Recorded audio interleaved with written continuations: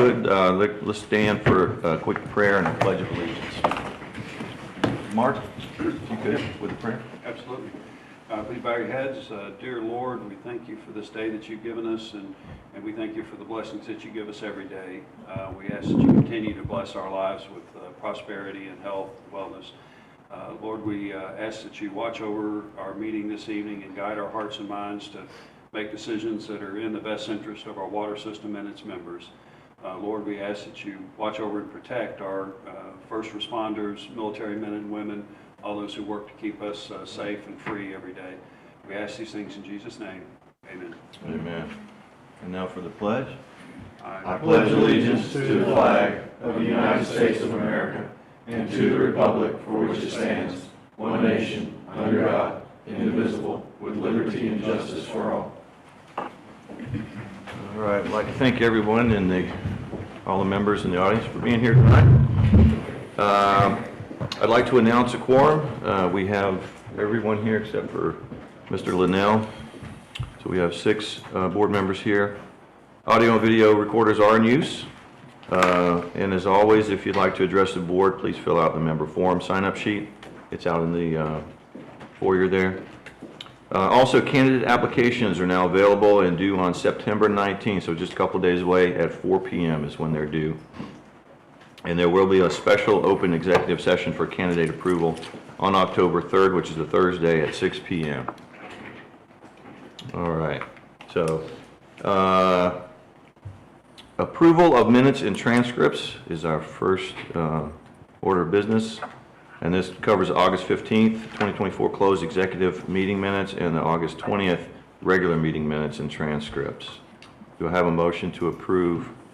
I make a motion to approve both as presented. Second. All right, I got a motion. I got a second over here from Mike. I have a motion and a second. Any discussion? All in favor, please say aye. Aye. Aye. Any opposed? Hearing none, motion passes. Approval of memberships. August new memberships, 313. Canceled memberships were 306. And there were 2 transfers. Do I have a motion to approve the memberships? So moved. Second. I have a motion and a second. All in favor, please say aye. Aye. Aye. Any opposed? Hearing none, motion passes. Unfinished business, 0. We have none. All right, here we go. New business. Mr. Krigler is going to discuss the Edmunds implementation update. Yes, thank you. So last month, we updated the board on kind of what we were starting to see or what we have been seeing on the implementation issues relative to this software integration. So we want to continue that tonight, provide a further update. We've also provided a timeline of kind of when this went live and what we've been seeing recently. As you recall, we were unable to approve the financials for June last month because of some concerns that we had that Barbara was seeing as she's working through getting the month closed out. When we discovered this and kind of the severity of it, we requested on-site support immediately.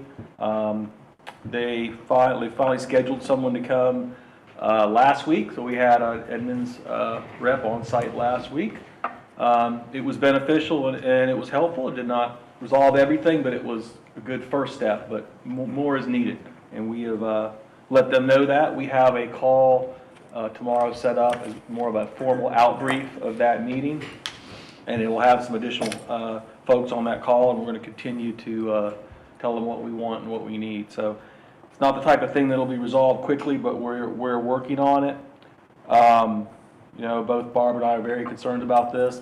You know, we really don't like to present financials that we don't have faith in. So it's really causing both of us great concern. So. I do have a question Go about ahead. that real quick. Are the problems that we're seeing, Barb, are they major, or is it just a bunch of small minor stuff? A bunch of small minor stuff. Okay. Right. So A bunch of small. we're collecting all our money. We're paying all our bills. The real stuff's happening. It's how it comes out the system and she reports it. Okay. So that's Make sure each line item Mhm. Yes. is hit correctly. coded in the right place and Coded, all yeah, that. that's what I would say. But, and one thing, so last time budget meeting, we were talking and something about the inventory and apps wasn't working as well as advertised, so the guys on the ground can't do a work order.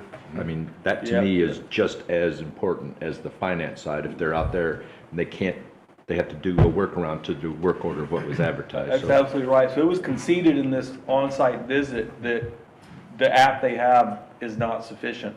They conceded that. Okay. And they're doing a rewrite of the app they provide to all their customers for that. So he's promised that in 2025. He didn't say January 2025. He tried to say early 2025, but, so they have to rewrite the app. The app does not do what we need it to do.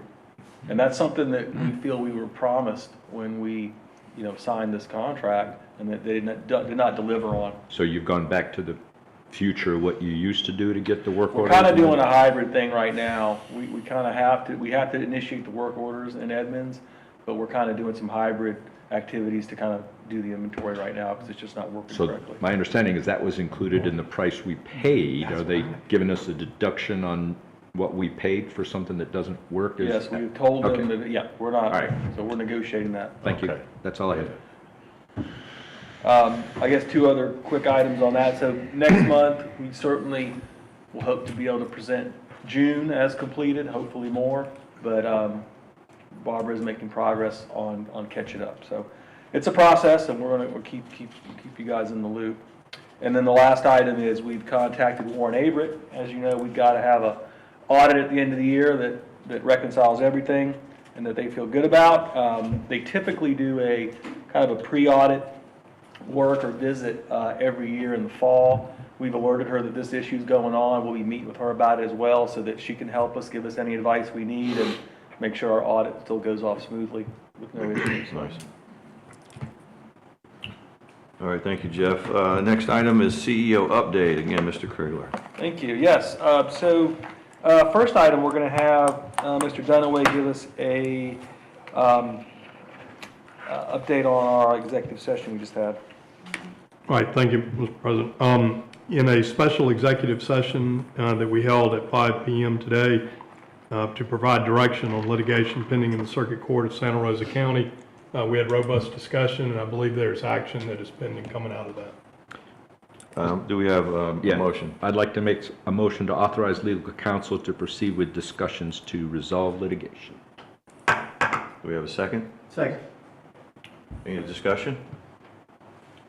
All right, we have a motion and a second. All in favor, say aye. Aye. Aye. Any Aye. opposed?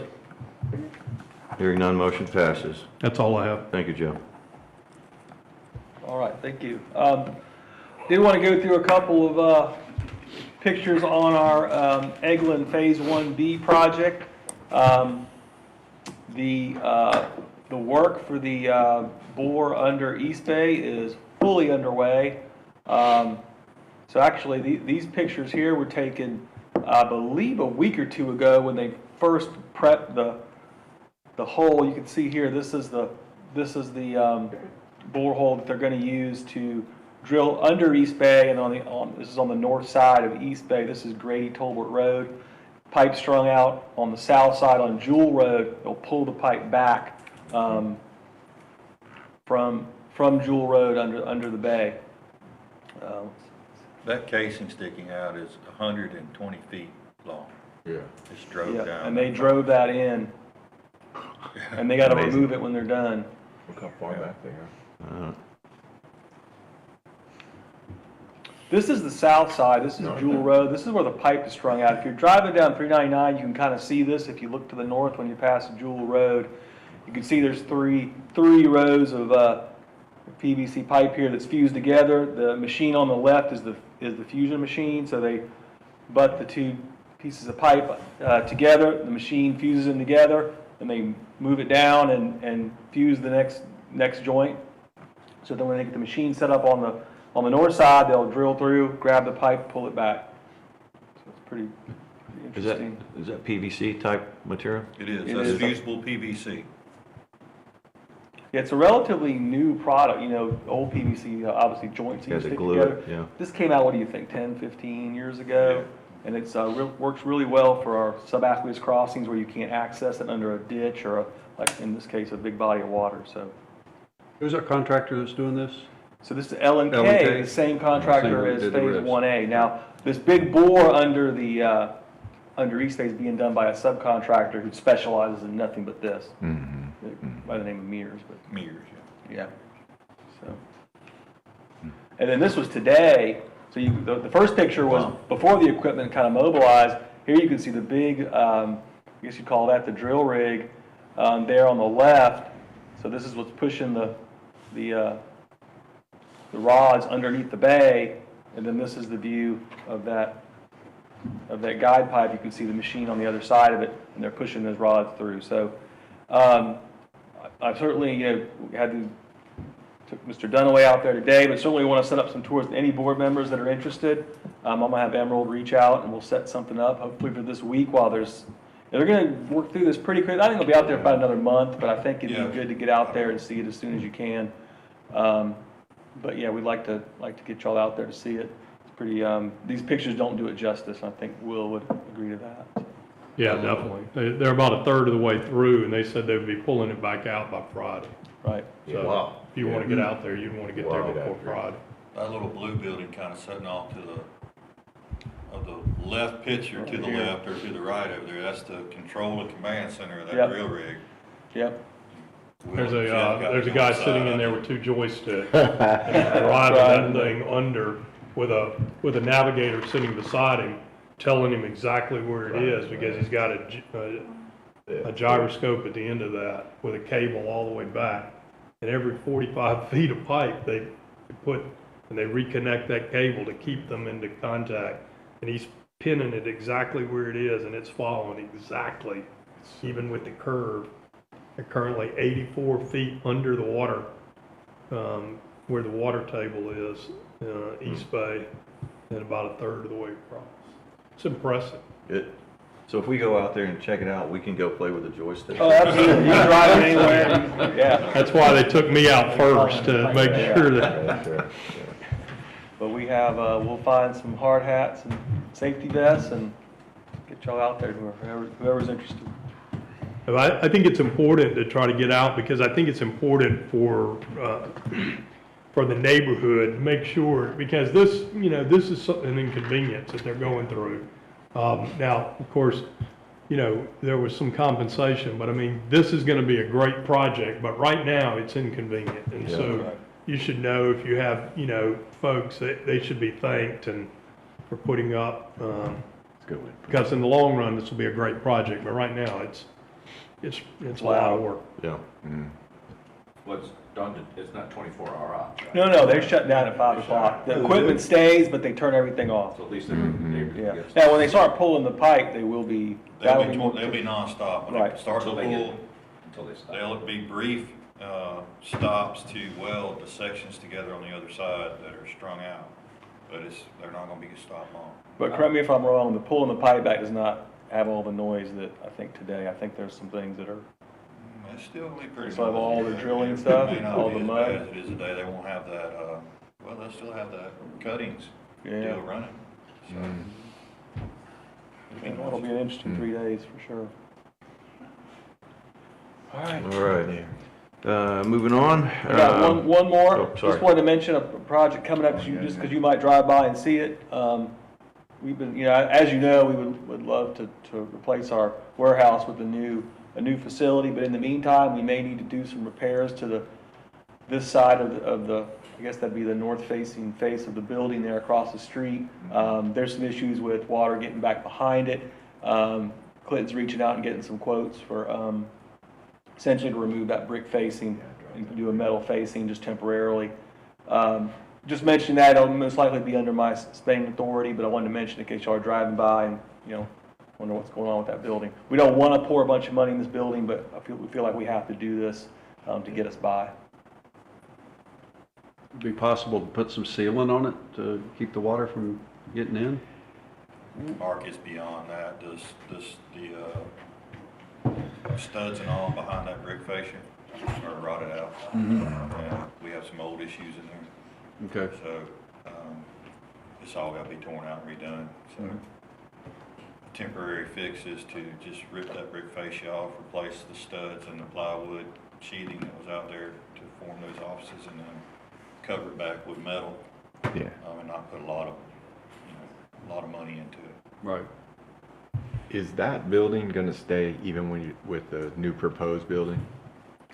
Depends on how much money we have at the end of these projects that we got going on.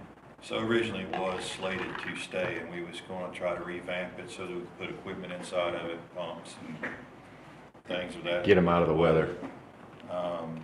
Add some awnings onto it. We thought we could pull our pump trucks in there, but the pump truck actually won't fit through the big bay door, Yeah. so. We would like an ops building, but we also kind of need a different facility to house all of our equipment. I mean, we could put some in there, but the building is old, Yeah. has issues. We have to do a grading plan around a building that was built below where it should have been built. I remember that. 30 years ago. Poured no slab inside on top of that one. Yeah. Yeah. All right. All right, moving on to director's update. Finance committee updates. Mr. Lowe. Had a good meeting. We did discuss the admins a little bit. That aside, we're at 58% of our budget. So with revenue, we're at 62%, so we're above budget in revenue. And our expenses are at 52%, so we're below budget on our expenses. We're doing well. That's good. Capital improvements, Mr. Lyncher. Moving along with our projects, I think they're going a little slower than we thought they would be. I think we're at about 34% of our approved budget for the year has been spent. We've obviously got a few bills hanging out there from phase 1A to 1A, as well as the elevated storage tank that we're waiting to get. And those, it's money that's been spent, we just hadn't seen a bill yet. All right, budget O&M, Mr. Campbell. Yeah, Rob covered it. Rob covered that, right? SR Regional Reuse Project, that's me, and I think Mr. Kirkler covered that pretty well. Club at Hidden Creek Management Board, Mr. Linnell couldn't make it this evening. Fairpoint Regional Utility System Representative, Mr. Kirkler. Yeah, so still not a lot of excitement going on with Fairpoint. We're about to start our budgeting process.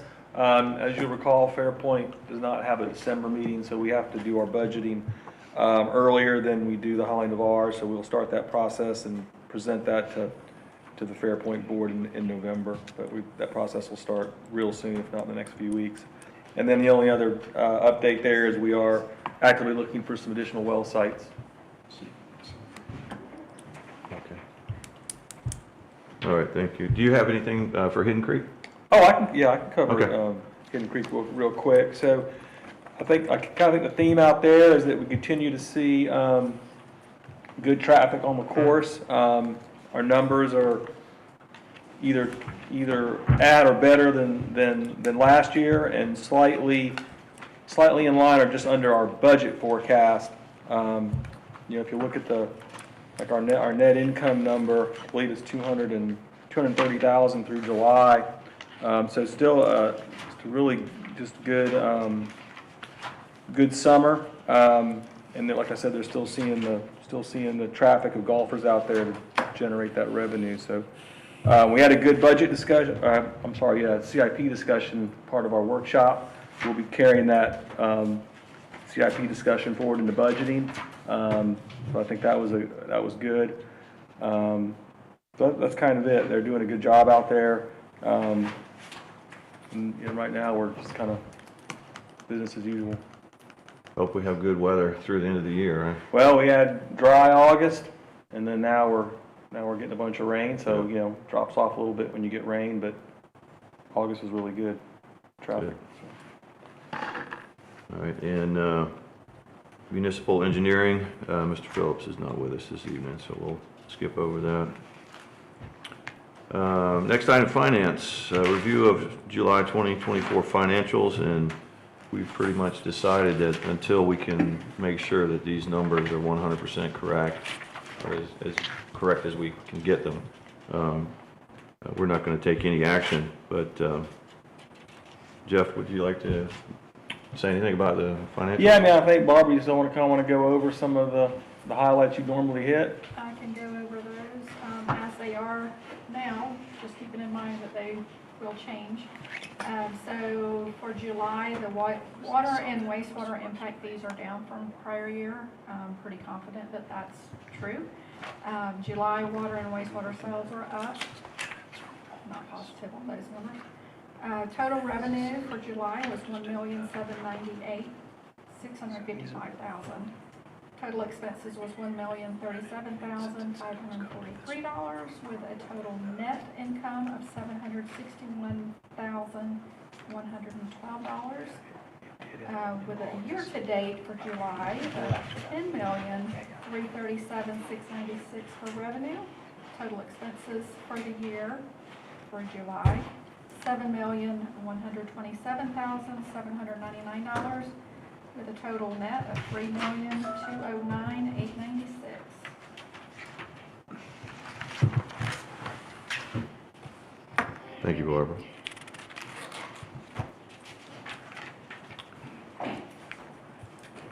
All right, thank you, and again, we're not going to take any action on that tonight until we can get the Edmonds situation figured out. The next item is SRC request, fire hydrant coverage. Mr. Krigler. Yes, it was my understanding that we were going to have someone on the county's behalf here to discuss this issue, but we could touch on it real quick. I think it's some good information. We received a request about fire hydrant coverage in our system, and what the process is to basically add fire hydrant coverage where we don't currently have it. So our system engineer kind of keeps these maps. This first map shows our fire hydrant coverage in our franchise area. You can see it's almost the entire area. Got two areas here that don't currently have it. And what that means is there's lines smaller than 6 inch that serve these residences. These are both residential areas. Most likely 2 inch or 3 inch lines that were put in a long time ago. Certainly any subdivision or anything that goes in today would have a minimum of 6 inch, so we could provide that fire coverage. But this, as I mentioned, these were put in a long time ago. We have so the two largest areas are in what's called second edition, and then in Navarre East, so you can see the gaps there. We'd love to provide fire coverage here, but with our kind of CIP needs, it's very hard for us to prioritize a water main upgrade where we already have water service simply to do hydrants. Now, obviously, we got this Eggman project that's a very large expense and other needs. So we'd love to do it. There was a grant request put in by, I believe, Holly by the Sea in association with the Holly Navarre Fire District. This was a couple years ago. My conversations with the county grant folks is that it did not get funded. So that's not moving forward. There also used to be a program called CDBG, Community Development Block Grant, that we would qualify for and could get grant money to do these upgrades. Apparently, the income levels for these areas have exceeded what now qualifies for that. So I'm told we no longer qualify for the CDBG. There's some other funding avenues. For instance, you can do what's called an MSDU, which would require participation by the homeowner. So we don't believe we have that level of support for that type of project yet. But once again, we certainly will partner with the county. We'll work with them if they have an avenue to get a project funded. We would certainly participate in it. So we'll see if they can further that discussion. But so that's just kind of a quick update on where we're at. And a lot of the grants, myself and Carmen worked on this several years ago, and what we found was that most of the grants for fire hydrants and being able to upgrade systems like that are available to the fire department, not to the water system. And I think that's why the and fire they have department put to in for apply that. for Yeah. them in order for us or for them to get funded. So the water system can't do that. So the particular pot that this project was competing against had a bunch of other projects that were ranked higher, just things throughout the county in Navarre, drainage and other stuff. So it did not score high enough. So.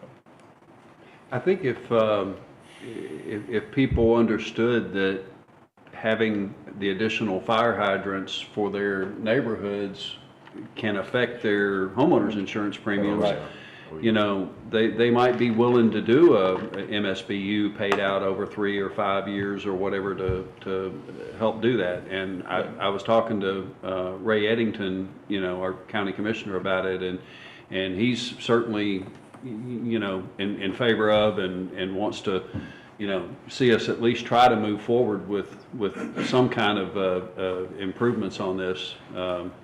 So I don't know how we get from where we are now to, you know, to getting it as a MSBU or getting it approved, but I'm assuming that would go through Public Works or. Yeah, and I think they'd have to gauge the support, I believe. But you're talking about millions and millions Be of dollars. expensive. Yeah. You can't, no homeowner is gonna, you know, you're talking about a 3 or 4 year payout for a $6 million project. Well, but it'd be spread out over everybody in that neighborhood, so, and I'd be, if it's second edition, I'd be one of the ones that'd be paying my share of it, so, you know. But if your share of it is an astronomical figure. Oh, I don't know what that would amount to, but, Yeah. you know, maybe we could at least get some numbers on what the total cost and what Yeah, the what total it would number cost of, and you know, benefited Well, households would Phil be, is- and. Phil ran the numbers, it's been 5 years ago, but I'm sure he could probably update them and tell us what. Yeah, why don't we dust those off and Yeah. update it and see what it looked like back then, and then we can, because that'd be step one, and step two would be determine if we would have the support, you know, in the neighborhood. Right. So we can do that. All right, Ms. Carmen Reynolds, want to say something about this subject? Yes, thank you very much. Can you hear me? Carmen Reynolds, Navarre. Director Lynchard, years ago when we were working on this, we had felt that it had to come from the fire department, and then that kind of fell through the cracks because there was no impetus there from their side. But subsequent to that, near term now, Midway Water System initiated a community development block grant project to incorporate New Hope Road and those areas. They got a sizable grant for that. And also, I believe the city of Gulf Breeze was working on something. So to say that we don't qualify, but yet they do up the road, we need to figure out, and you all are the elected officials by the members, we need to figure out what the truth is, because if that can be expanded to our needs, then we could be eligible for that. I know Mr. Phillips talked about, we've got some people that could be eligible for that in those areas, and that certainly applies to the second edition and Navarre East. There are some properties that are not that expensive and folks that are on limited incomes in those areas. So whatever the truth is, we need to figure it out. Thank you. Thank you. Well, maybe we can Midway reinitiate some would- meetings, yeah. get maybe. Find out what Midway did. Get the and what fire the chief difference is. Yeah. and, you know, Commissioner Eddington and, you know, get some kind of little focus group meeting to see what our next step might be to try to pursue that again.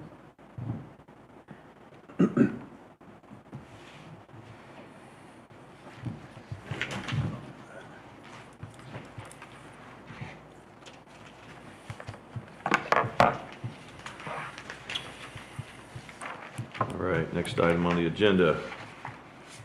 The PCC sewer rehab contract, task order number 19, Mr. Krigler.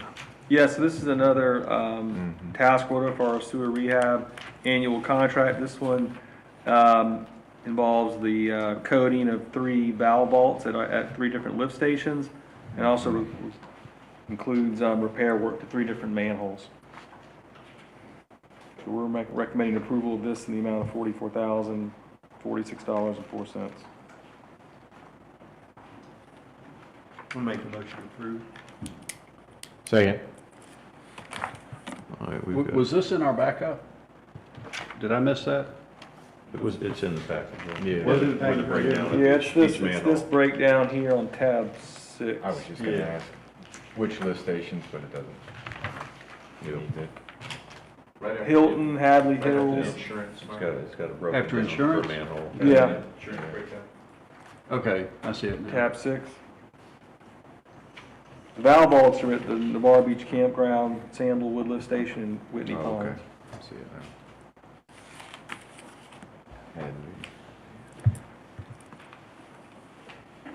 All right, we have a motion and a second. Any more discussion?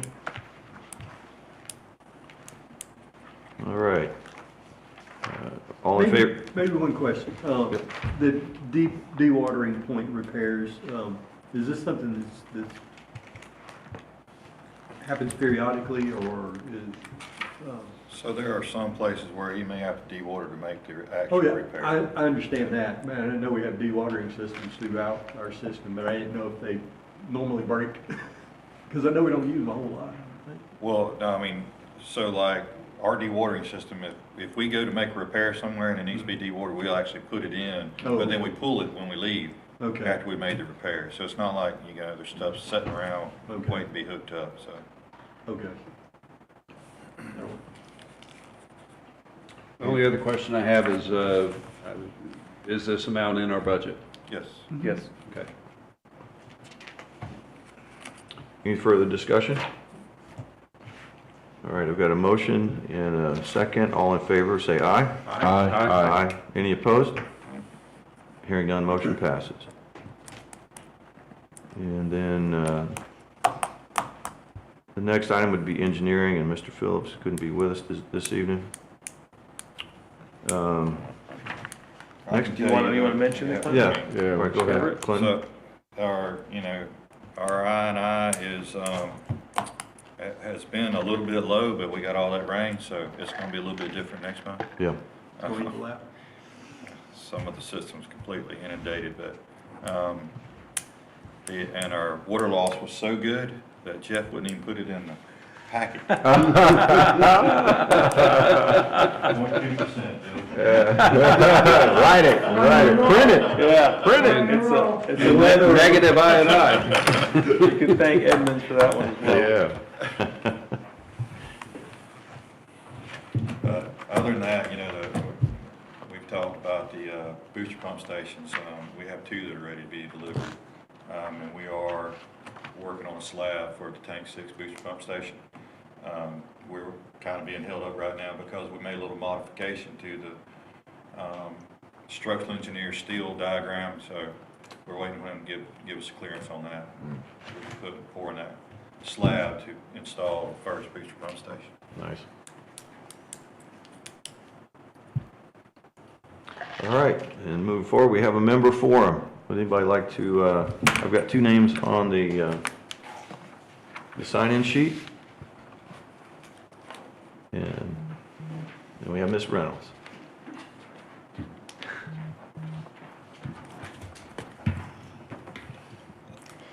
Carmen Reynolds, Navarre. I was wondering if there was something we could work out when we have a lot of rain, like this issue we had the other night, almost 9 inches here in Navarre. On Whispering Pines Boulevard, we have a big tank up there, and every day you all have to flush it. Is there any way that we could reduce the flushing they're inundated right now between Whitney Pines, which is the subdivision just east of Whispering Pines. They are inundated. We've got part of the road closed. The northern lane is closed because the ditches have overflowed into Highway 98. And then we've got some overflow on Whispering Pines Boulevard, and it was impassable yesterday for a significant period of time. Is there anything we could work out so that it's a win-win for the people that are traversing as well as what y'all are doing for flushing every day? We don't flush every day. How often do you flush? Never. Never. Where's that water coming from? I think it's That's broken. swamp. Out of that pond. It's running through our site there and into the ditch, From, the neighborhood to the east. so from Whitney Yeah. Pines it's coming. Correct. And it's coming from the west as well, from the Foxton area over there. All that water meets right there and then goes towards 98. So it's not, it doesn't have a darn thing to do with the tank and daily flushing, because I've seen water coming out of there like rapidly. It's not coming from the, you guys don't flush every day at all, No, we do not. period, dot. No flushing, ever. No flushing ever there. Now, not to say that we may not have an issue and our tank may overflow, but that's very rare. But there was a little while, a month or so ago, where you were doing repairs on it and you were flushing it. You did the pump or something? Because the pump where she's talking about, So yes, that is true. So whenever we pulled the well a couple of months ago, to put it back in service, we have to flush it. but you'd see But that. that's just for a short. Yeah, and that pump coming out of the well is like 2 or 3 feet off the ground. It's not, you could Yeah, actually, you would see that coming out of the building itself.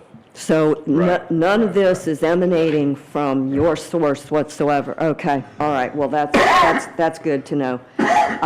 Additionally, with all the rain, we had pre-existing moisture on the golf course, and I'm just relaying what I have heard in discussions around the town. An individual that golfs a lot told me, he said, it's squishy wet out there, squishy, squishy, squishy wet. It's an irritant to the golfers, and eventually there's going, this was his comment, there's going to be sinkholes. And the water department is going to be sued. Well, I'm a member of this department, I don't want you all to be sued. Is there anything that we're planning to reduce the squishiness and make it more playable for the players and not have all of that moisture out there? Ms. Wren, I'll take this because I Yes. golf out there 4 days a week and it's not It's too not squishy. Okay, I drive all my right. car down it. Obviously, you get a lot of range deluge, like Saturday, Sunday. There's not, because it's been dry and the ponds have been the lowest they've been in a long time. So Okay. there are spots to get more water, but the staff is working it. They are actually roped off, or they've got green and white markers to say stay away from there. So I know the staff has taken that, at least the safety part of that you brought up, pretty seriously, because they got some areas that are actually roped off to make golfers go around, so they're playing safe. Okay, And they monitor, make sure that there's cart path and rough, you gotta stay in the high places.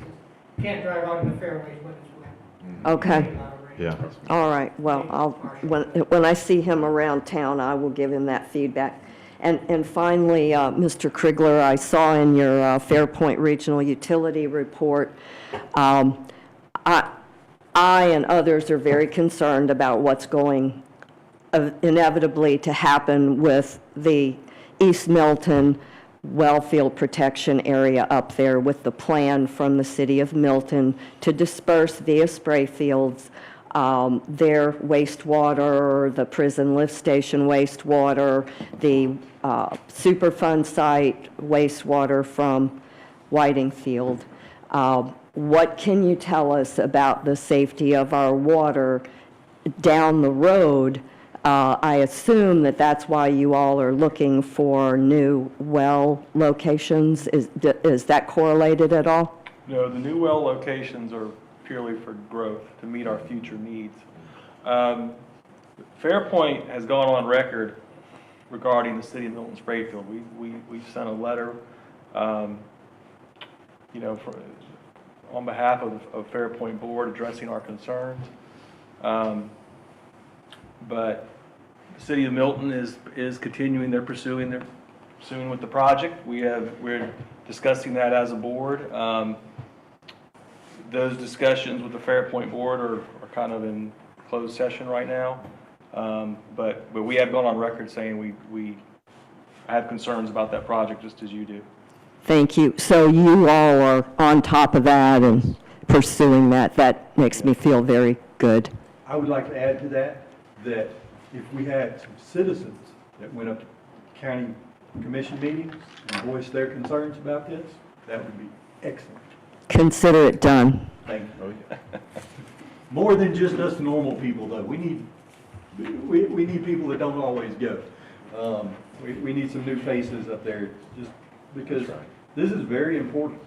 But I'm afraid that if it's just the normal people complaining about this, that it's gonna go nowhere. I think we need everybody in the south end of the county to gather together and rally and stop this, because it could be, I mean, terrible.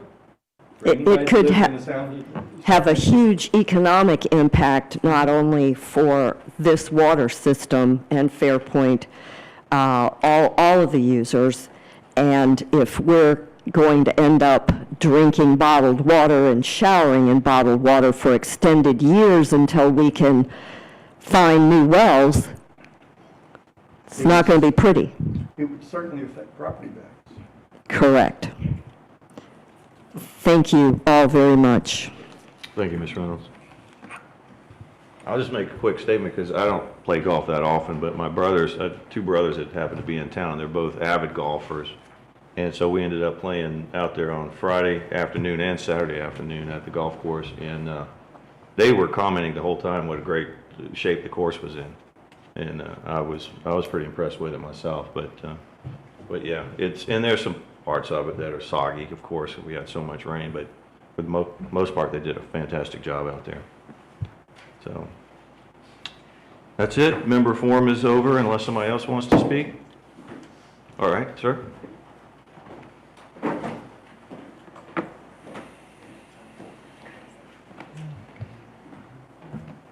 Howdy, Martin Deckham, 9050 Sunset Drive. I'm wondering why the Holly Navarre water system is failing or refusing to make available basic information necessary for its elections and candidates.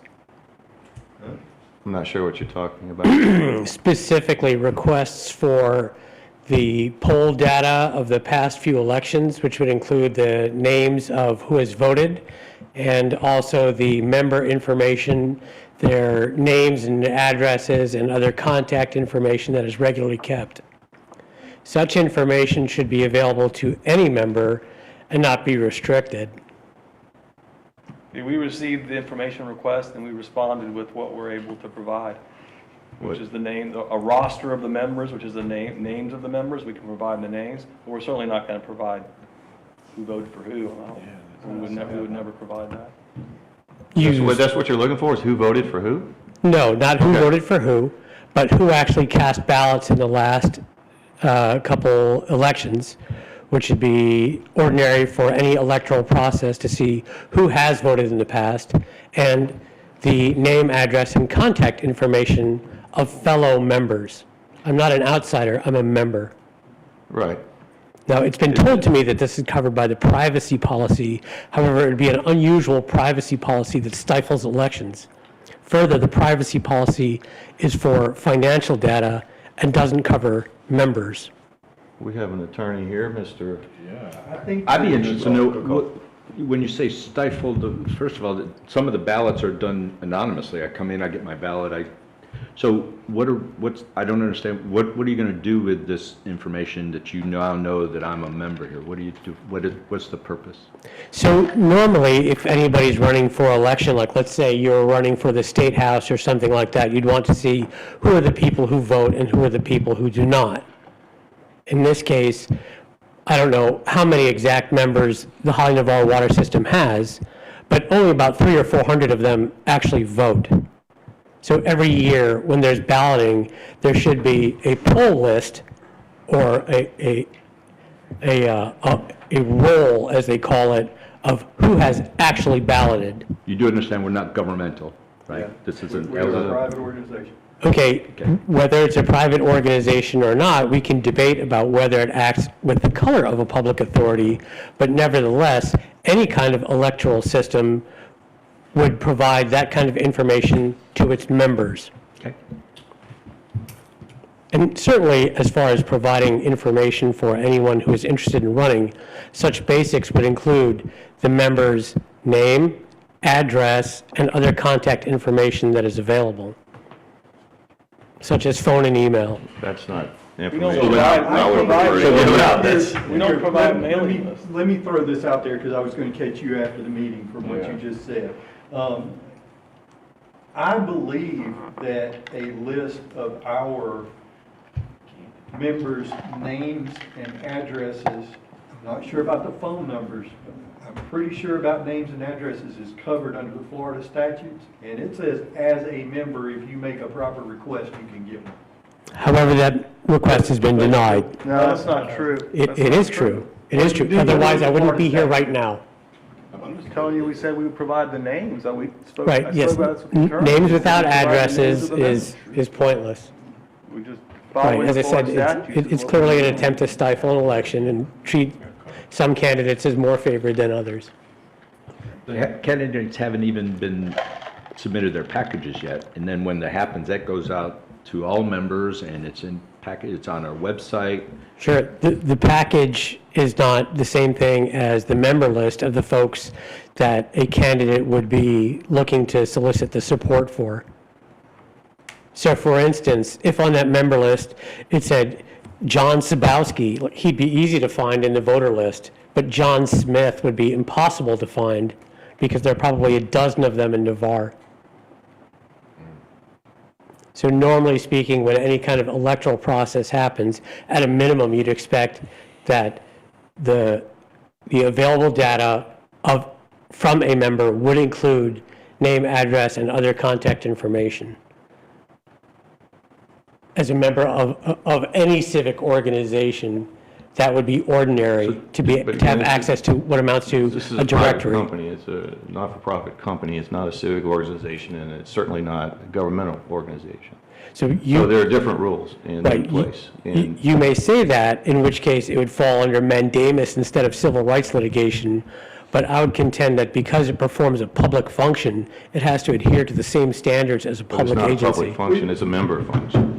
It's for members only, it's not for the public, it's for I'm ready to have our court- Washington members. I'm ready to have legal counsel give us. Right, All right, a court may Mr. decide that Let's- for you. Let's one hear day. from our legal counsel. We're governed by Florida Statute 617. That's right. And a request was made to the CEO.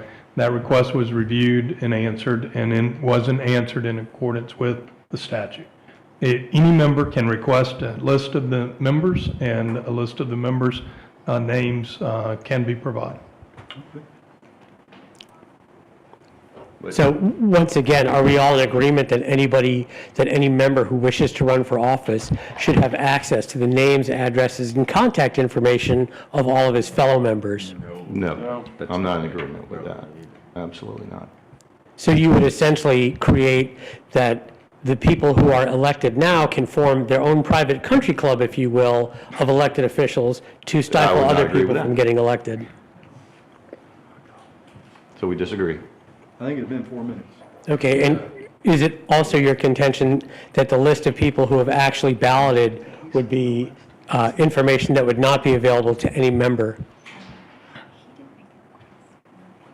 If you could elaborate on that.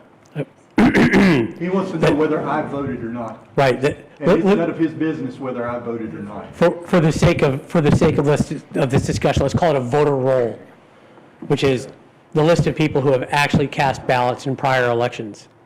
But that's In this- none of your business either. Under our bylaws, all members can cast a ballot. So all members are registered members. There's no other registration required.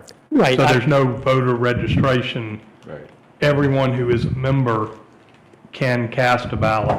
And ballots are anonymous, and we don't keep up with who votes, and we certainly don't keep up with who votes for whom. So the statute, the request came in, the statute was followed, the request was answered. The statute's not followed if you've provided something like John Smith, because that's not an adequate identifier. But it was in accordance with our statute, and we're good. So thank you so much, and if you don't mind, you could fill out the member for request.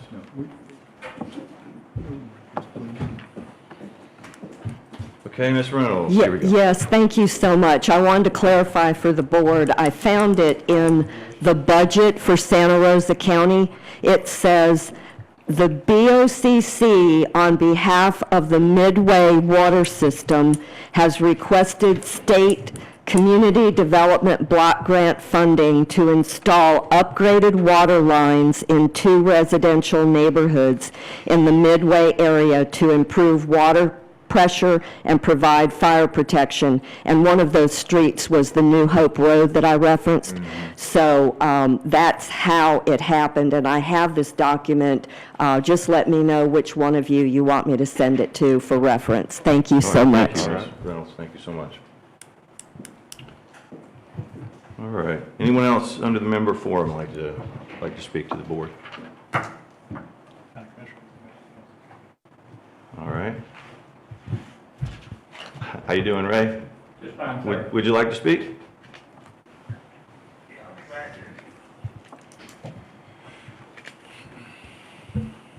I think most of you know who I am, Ray Eddington, County Commissioner for District 4.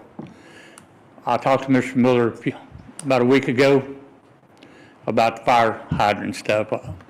And we've been talking, I think we're going to set up a meeting and sit down and talk about it, and I appreciate it because we need some fire hydrants in the bar real bad.